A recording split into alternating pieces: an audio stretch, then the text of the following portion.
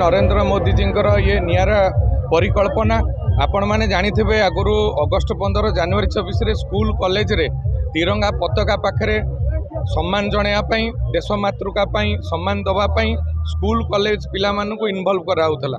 सारा भारत वर्षर लोक 140 कोटी लोक अगस्ट 9 रु 17 तारीख जाए घरे घरे तिरंगा लोकों पाखे पहुँचो से माने घरे पताका आउची प्रदर्शन करेंगे एवं समस्ते तिरंगा रैली रे सामिल हेबे।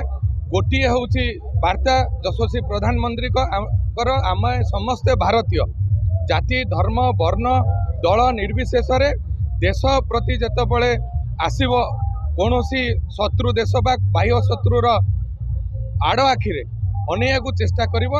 आमे समस्ते 140 कोटी भारतीय एकजुट होकर देश मातृका पई जीवन दबा को पछेबु नहीं। यही वार्ता नहीं आज देखुते हजार हजार लोक आग्रह उत्साह सहित समस्ते सामिल होती ये कौन पाग को बेखातिर करी समस्ते देश मातृका पई आज हजार हजार लोक आपणकर युवक छात्र माँ माउसी गुरुजन वरिष्ठ नागरिक जो माने रिटायर्ड मिलिटारी पर्सन समस्ते चाषी मूलिया समस्ते आज सामिल होती। आज आमर जगतसिंहपुर निर्वाचन मंडली स्तरीय हूँ ए तिरंगा शोभा यात्रा होची आपण मानू माध्यम मु सारा भारतवासी पाखे ऋणी जे आम समस्ते देश मातृका जागृत अच्छु।